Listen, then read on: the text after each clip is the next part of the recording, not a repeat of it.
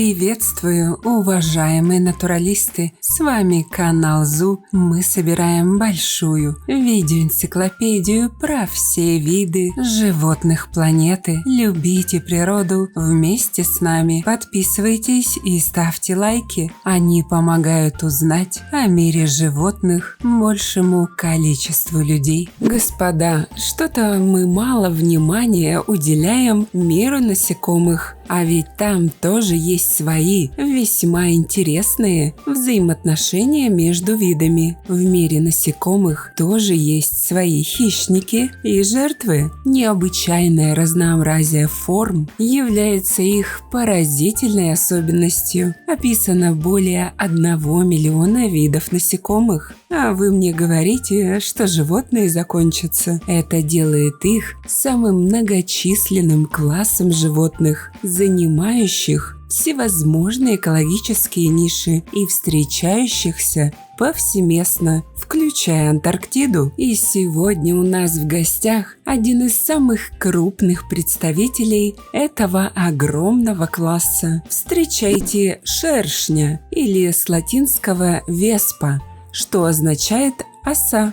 Род самых крупных представителей так называемых общественных ос. Самые крупные шершни могут достигать 55 мм в длину. Эти мохнатые летающие попки являются очень полезными насекомыми, так как используют в качестве пищи вредителей садовых и лесных культур, тлей, листоблошек и клещей. Также они поедают саранчу, мух, ос, только помельче, которые являются охотниками на пчел после сезона медосбора, а также шершни питаются старыми и больными пчелами. В общем, такие своеобразные маленькие санитары леса. Не все же волкам лавры забирать. Кстати, именно поэтому в странах Евросоюза шершни находятся под охраной государства. За уничтожение их гнезд взимают очень крупные штрафы.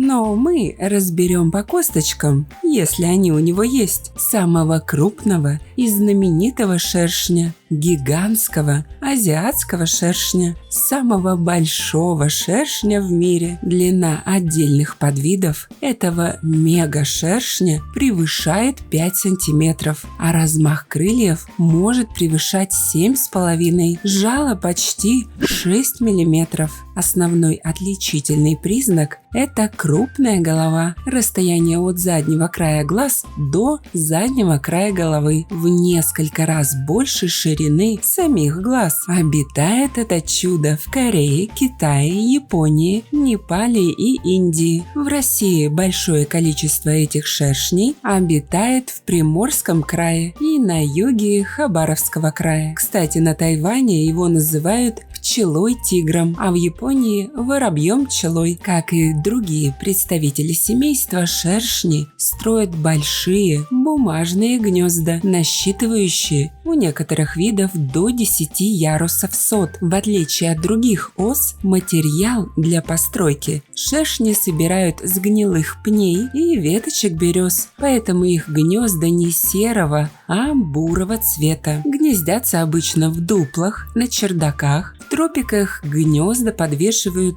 к ветвям деревьев. Как несложно догадаться, меню гигантского азиатского шершня крайне разнообразное. В него входит как растительная пища, так и мяско. Габариты этого великана и острые жвалы позволяют без труда разделаться с хитиновой защитой почти любых несчастных жертв. Особенно в белковой пище нуждаются личинки шершней. Кстати говоря, укус шершня смертельно опасен для человека с повышенной чувствительностью к ядам насекомых, особенно если вы умудритесь разозлить сразу пару-тройку шершней. В Японии от таких ужалений гигантских шершней ежегодно погибает до 40 человек. Длинное жало длиной почти 6 мм вырабатывает высокотоксичный яд. Помимо этого, в яде этого шершня содержится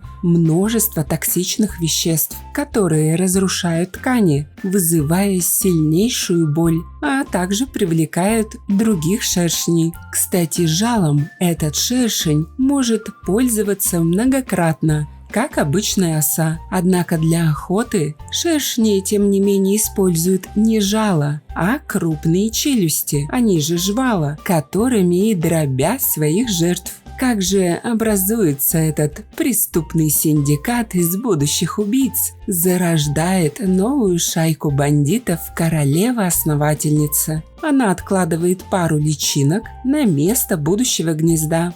Своих дитяток прагматичная мамаша холит и лелеет, ведь они станут первой партией рабочих, которые в будущем будут охранять не только свою прародительницу, но и ее новых отпрысков. Зачастую улья именно азиатских шершней состоит не более чем из 30 рабочих, и это неудивительно, учитывая их гигантские размеры. Естественных врагов у шершней мало.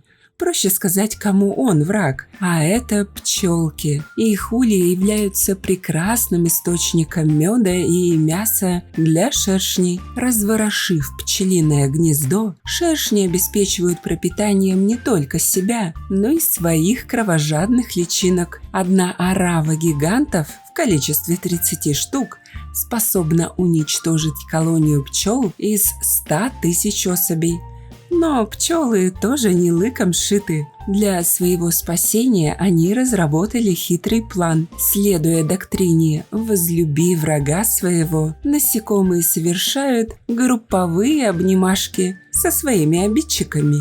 Десятки пчел облепляют незваного шершня, и этот комочек любви разогревается до смертельной для шершня температуры. Таким образом, агрессоры погибают в тисках хозяев атакуемого дома, буквально сгорая от любви. А как вы думаете, может ли голый обезьян сгореть от любви? Напишите в комментах.